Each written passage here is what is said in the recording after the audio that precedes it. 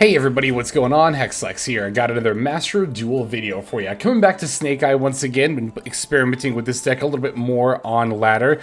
I know I've shown off my latest build here on stream, but I think this is actually the first video. Actually, I know it is because I wanted to wait until I got games where I actually utilize the new cards that I have added here. Those two cards being Purrely Divine Incarnate. I decided to try out a copy of this in the main deck. Normally, I'm not the biggest fan in the world of cards that are good exactly going second, but Purrely is actually pretty unique in Snake Eye in that it's also pretty good going third, which might sound a little bit weird, right? But this card being a level 1 fire monster makes it very, very searchable by both the Snake Eye Ash as well as the second effect of the original Sinful Spoils Snake Eye. For that reason, I really like having it. Again, normally I'm not the biggest fan of cards that aren't good going first, but when they're searchable and or have other applications in the deck, then it becomes a bit of a different story. Same with, like, you know, using like a kaiju as like a small world bridge, like Mathmech does that sometimes. And, you know, again here, the Purrely card being very, very searchable, being able to search the evenly with thrust is another example of where I'm totally on board with that. So yeah, the Purrely card being searchable I think is a very good point towards it, mostly because you only have to run the one for it to be really effective a lot of the time, which is pretty neat. Indeed, even going second, this is still pretty searchable just by, again, normal summoning Snake Eye Ash if you really need to out there board that badly, which does happen sometimes, right? So other than that, and I think I took out one of the effect veilers for her. Other than that, I'm pretty sure the main deck is actually just the same. The extra deck is also mostly the same, except for one notable change. I took out Selene and I added the World Sea Dragon Zealantis. So adding this does add in the possibility of going for a one-card OTK line with Snake Eye Ash that can also clear pretty much the opponent's entire board, right? So it does have a lot of merit in that regard. And with Selene, you know, even though we're playing the Diabell Stars and we also have the Charmers, which are also spellcasters, she just really didn't come up super duper often for me. And I think rather than having another situational way to go into an access code OTK, it was probably better to use the one extra slot to open up another way to OTK altogether. Now, I haven't done a clean Zealantis OTK line just yet. We will see a game that has a Zealantis line, but it ends up being a little bit weird just because of the opponent's board state, and I also probably didn't need to go into Zealantis in that game, but I wanted to have at least one duel where I showed myself summoning, you know, the new extract monster Zealantis. So I decided to try to just go a little bit out of my way to go for it and see if I could make it work, and, well, we'll see how the game plays out here. But otherwise, I'm pretty much have the same main deck here. I know I've said in the past that I'd be interested in possibly trying stuff like the Dramatic Snake Eye Chase, which for those who may not know it by name would be this quick play spell here, Dramatic Snake Eye Chase, as well as, of course, the Sinful Spoils Silvara. Let me go ahead and find that here, this one here. And I don't think either of these cards are bad per se, but I think it's just a situation where I like everything else in the main deck more, right? I think if I was going to add another card, this is also true of cards like Where Art Thou and Magician Souls. Like, I don't think those cards are bad, and I don't think a Snake Eye build playing any amount of these cards is unoptimal. But when I'm looking at my list here, right, I think that the one card I might consider adding of the ones I've mentioned is the Dramatic Snake Eye Chase, because I will say, in grindier games, it's really nice to have just another card for Poplar to search for. I've even somewhat considered a second field spell in that regard, and also because opening a field spell is definitely not bad, but 2 is kind of clunky, you definitely don't need it, so probably going to keep that to 1. I think this Dramatic Snake Eye Chase would be better if I'm looking for another Snake Eye card to add off of the Poplar. I mean, the Silvara, again, is a fine card, but the thing is, like, you know, it can only negate a card that's face up on the field, which is still a lot, but not everything you might want to, might not be everything you want to negate, is what I was trying to say there. The other thing about Silvara is that you have to have the Diabell Star monster in your hand or face up on the field, which is, like, I mean, definitely not the most difficult thing in the world by any means, but there's a lot of hands where, like, you know, you just kind of don't have the Diabell Star by the end of it. Probably because you sent her for the Original Sin. But even if you have excess copies of Diabell Star, like if you open Diabell and Wanted, then typically you'd want to Wanted for the Diabell and then pitch the other Diabell, and then just go for plays that way. So to me, it's like, okay, so with Silvara, we have to send the Diabell Star monster from the hand or face up on the field. So is this like in case we get disrupted and we can keep the Diabell? It just kind of seems like, again, not a bad card, but one that I don't think comes up as often as like everything else that I have here, which in terms of like the disruption and especially the triple tax, I love this card. Love this card, especially in this deck. But like the Imperms and the Veiler, I'd even like a second Veiler. I think I would consider a second Veiler probably even before the dramatic Snake Eye chase, to be totally honest. I think we have enough engine and we have enough going on. Anything else that we would add engine-wise, I think would be like a hedge for specific scenarios. Whereas adding another Veiler would just be like, you know, having another good general card for disruption purposes. Could consider possibly cutting a Droll in that regard, but this is also a deck that can play through Droll. In that regard, we can actually use Droll against Max C, so it's kind of worth keeping and thinking about at least 2 copies, I think, for that reason too. Nibiru is a card that a lot of people are kind of like meh on, but I still really like Nibiru. Even if against Snake Eye and some other decks, it's not like the best in the world. It's still a really good threatening. I just like being able to, you know, maxi into a very, very tangible threat, that being the Nibiru, right? Even if Super Heavy Samurai is the other deck I was trying to think of. Super Heavy Samurai, Snake Eye, and some other meta decks aren't particularly scared of it. There are a lot of decks that can still hit it, and even those decks that I mentioned can still be set back pretty far by the Nibiru, to the point where you might be able to just, you know, come back and win on your next turn, especially if, as mentioned, you've drawn a bunch of cards off of the Max C. I think in a best of one in particular, again, in a best of one format with Max C, kind of diversifying your disruption pool in this regard can definitely be very beneficial, right? Having a few copies of a lot of things as opposed to going all out 3-ofs of just a few things. But that also can very much differ meta to meta, format to format, deck to deck, so on and so forth. Yeah, I mean, other than the 1 card difference in the main and extra, which are fairly significant changes, I do think, the build is otherwise pretty much just the same here. So I think I'm just going to go ahead and run through it card by card, and then we'll take a look at these games. So we are on 1 Effect Veiler, 2 Droll Mockbird, 1 Jet Synchron, 1 Kurikara Divine Carnate, 3 Snake Eye Ash, 2 Snake Eye Oak, 3 Snake Eye Poplar. We have 3 Max C, 3 Ash Blossom, and a Joyous Spring, 3 Diabell Star the Black Witch, 2 Snake Eyes Flamberge Dragon, 1 Nibiru the Primal Being, 1 for 1, 2 Triple Tactics Talent, 2 Original Sinful Spoils Snake Eye, 1 Divine Temple of the Snake Eye, 2 Called by the Grave, 1 Crossout Designator, 3 Wanted Seeker of Sinful Spoils, and 3 Infinite Permanents. That's going to round out our main deck. For the extra, we're on 1 Formula Synchron, 1 Borlode Savage Dragon, 1 Baron de Fleur, 1 Link Karibo, 1 Salmon Great Sunlight Wolf, 1 Hita the Fire Charmer Ablaze, 1 IP Masquerena, 1 Dark the Dark Charmer Gloomy, 1 Sprite Elf, 1 Nightmare Unicorn, 1 Promethean Princess Bestower of Flames, 1 Amphibious Swarm Ship Ambler 1 Appaloosa Bow of the Goddess, 1 Axis Code Talker, and then finally 1 World Sea Dragon Zealantis. That'll do it for our list. Let's go ahead and see some games now.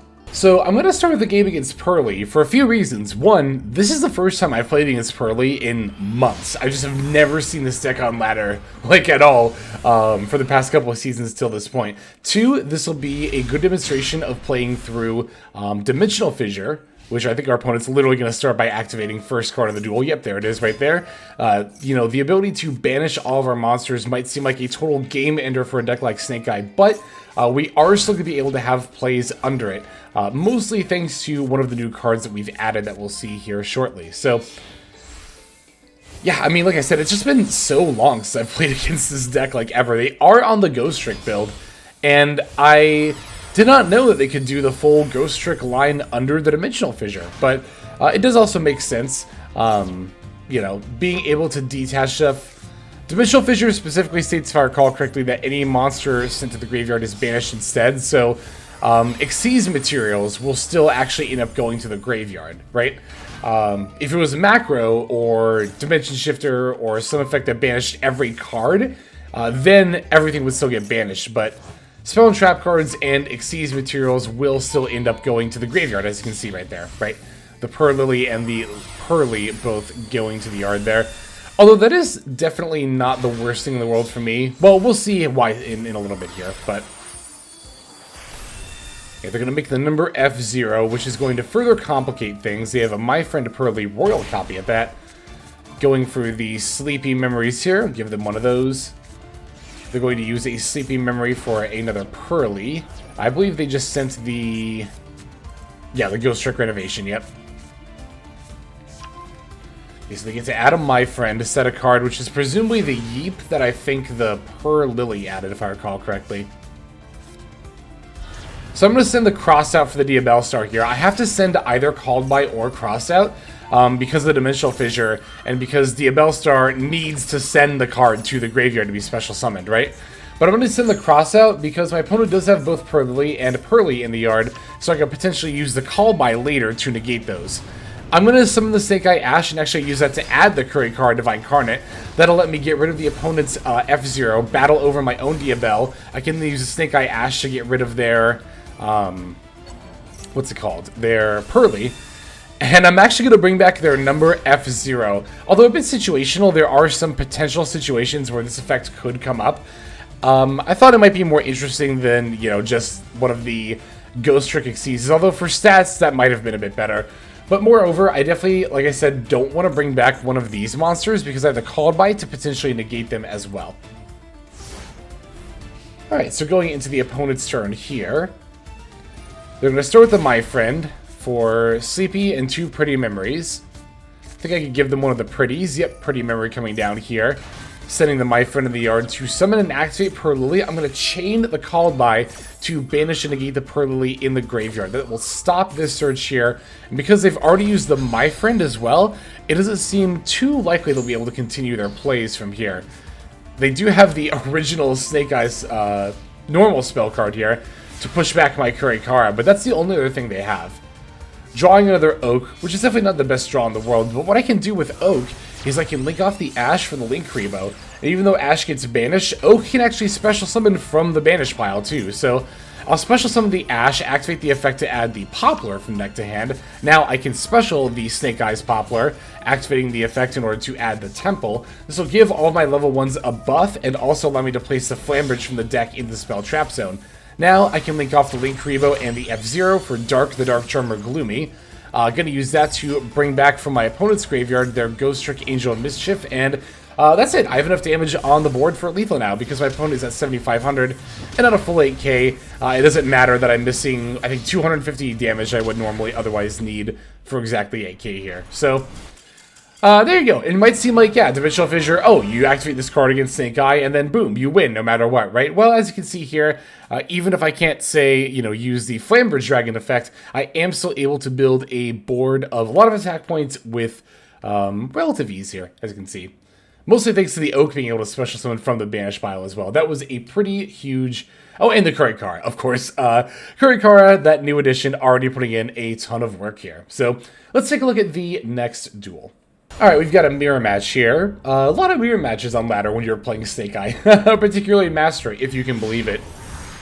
I believe last time we looked, it was a 27.9% usage rate in Master, this deck. We're taking the first turn here. Opening the Kurikara and the Snake Eyes Flambridge isn't like the most ideal, but I mean, we'll definitely take Ash plus Call By plus Cross out. Like, that's definitely not too bad there. I'm going to use the Call By on the Max C here. I want to save Cross out because I could potentially use it against something like an Nibiru or an Imperm or something like that, you know? Also, you know, if you don't know what you're up against, but you're playing Snake Eye, there's a good chance that, you know, like, you know, more than any other matchup, you're more likely to hit a mirror, right? And in that regard, Cross Out Designator is basically a quick way spell Solemn Judgment in any given mirror match, so... I think in a blind matchup, it tends to be a little bit better to value Cross Out for that reason as well. As well as the other reasons I listed. Mostly the other reasons I listed, honestly. So here I'm going to set up the Jet Synchron, and this is just going to be a fairly standard turn 1 setup, honestly. When you have both the formula and the IP, well, really when you play Sprite Elf to end on both the formula and the IP. The Elf can be a little bit win more, I will say. It doesn't really come up except for when you're already popping off with your turn 1 combo line. But at the same time, you know... I was going to say there's not much else to play in the extra deck, but there's actually a ton of other things you can play in the extra deck. The main thing that I think would be neat to add is the Lyrilusk and Zeus. I definitely see why people really like that.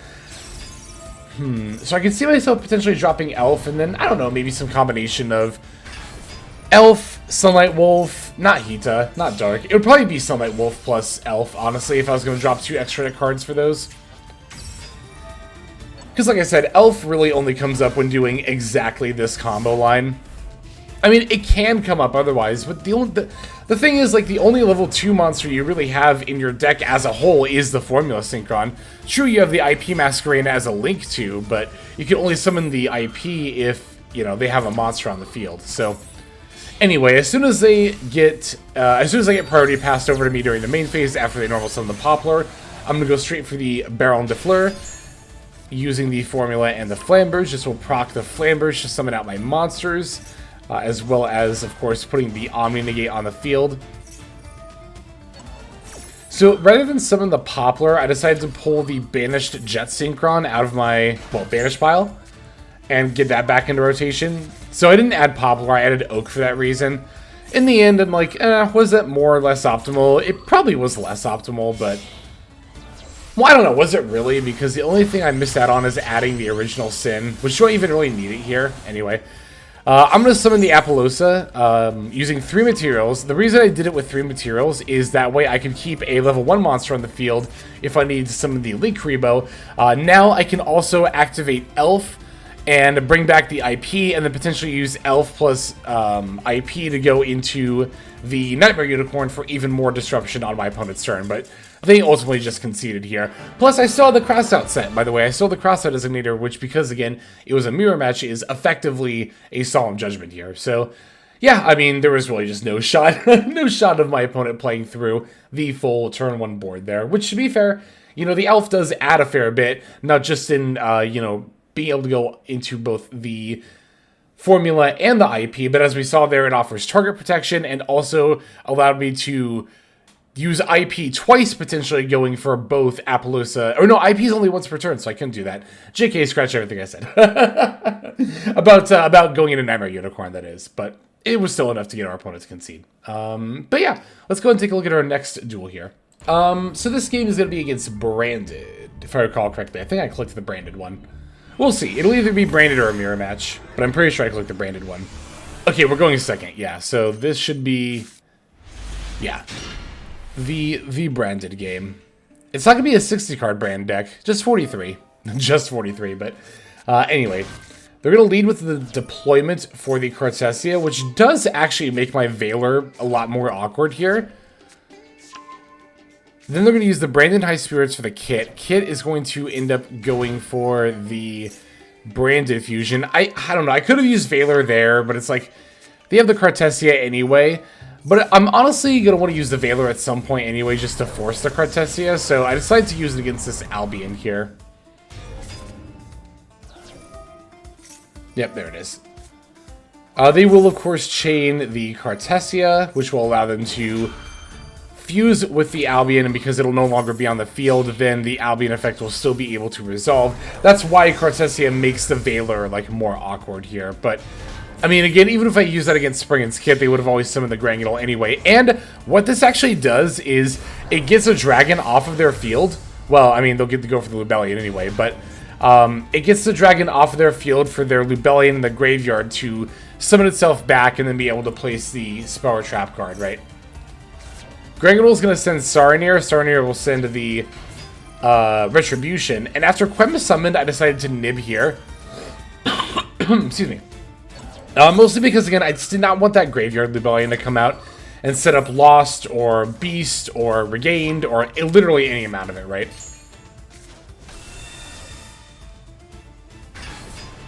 Alright, their turn is definitely far from over, though. The Grangular is going to allow them to summon, I believe, Proskinian, yes. And then they still have the Branded in red. So the Albaz plus Proskinian is going to allow my opponent to still end on the Mirror Jade here. I don't know, maybe I could have waited a little bit more on the nib, but again, I feel like I was going to deny them the Lubellion here, which I thought was pretty valuable, honestly. I just didn't want to deal with the Branded Beast as well, or just like anything else that I didn't have to. I am still gonna have to deal with the Mirror Jade and the Branded Banishment, but that's not like awful. I think I can play through that with a hand like this. All right, we're gonna start with the Diabell Star. And thankfully for me, they're just gonna shotgun the Mirror Jade. They also sent a Rindbrum? Yeah, a Rindbrum when they don't have Albaz in the yard, because they added it back during the last turn. Excuse me, sorry about that. They did that in order to make the Mirror Jade there, which was ended up being good for me, because yeah, the Albaz interruption would have been pretty brutal here, but it's not going to end up being the case here. Now I'm going to use the original Sin on the Poplar, summoning the Snake Eye Ash. Going to use my Ash F. I'm really just waiting for this Branded Banishment. That's kind of why I'm playing the way I am here. Well, I mean, I guess I'm not doing anything too different than I normally would be, but that Banishment is like super in the back of my mind. I feel like it's going to come out as soon as I summon Flamberge, so I did put off summoning Flamberge for like a little bit, but then they just conceded anyway, so it's like... yeah, end up being 100% fine. Let's take a look at the last duel here. Okay, so this is the one that's going to be another mirror match I was thinking of last time. And this is going to be the duel that's going to have our Zealantis line. It's going to be a little bit botched, but, well, you'll see what happens here. Anyway, I will be taking the first turn. This hand is, I don't know. So I'm going to send the original Sin for the Diabell Star. I maybe should have sent the Imperm instead. But no, in hindsight, it was right to keep the Imperm. I don't know, I guess the thing I was really worried about was, like, if I sent original Sin and the Diabell got Impermed or negated or Veilered or something, right? And then I wouldn't have had any plays, but... I mean, I guess I didn't end up with any plays if they have Ash Blossom either. So, okay, that went by a little bit quickly. Their hand was Kurikara, 1-for-1, original Sin, or no, not original Sin. It was Kurikara, 1-for-1, called by, and wanted. So I put back wanted, because here's what I'm thinking, right? I can counter their 3 cards with my 2 cards. If they 1-for-1 pitch Kurikara, I activate Ash Blossom, they called by it, they summon Snake Eye Ash, I imperm it anyway. That just leaves their top deck as the only unknown factor. If I had sent the 1-for-1 back with the triple attack, I think it would have been the same thing pretty much, because they would have wanted draw phase for Diabell. Probably just sent the Kurikara from hand still to special the Diabell. And then they would have set the original Sin. Well, I could have also impermed the Diabell. And then they would have ended on Diabell, called by. See, but I didn't want to have to deal with the call by too is the thing. Especially while I have the Ash in hand. It's like, let's just get rid of it.